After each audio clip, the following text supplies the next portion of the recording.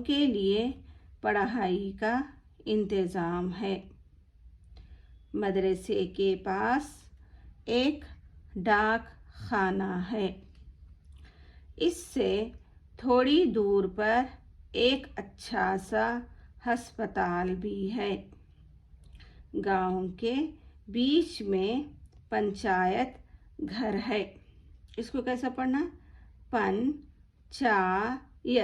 देखें, दो दो हुरूफ कर कर पढ़ें अगर बड़े अल्फाज आपको पढ़ने में मुश्किल हो रही तो।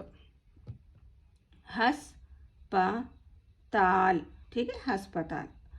पंचायत गांव की देखभाल करती है, सड़कें बनवाती है, साफ पानी, रोशनी और गांव की सफाई का इंतज़ाम करती है। पंचायत घर के पास एक हॉल है। इसमें एक कुतुब खाना है। गांव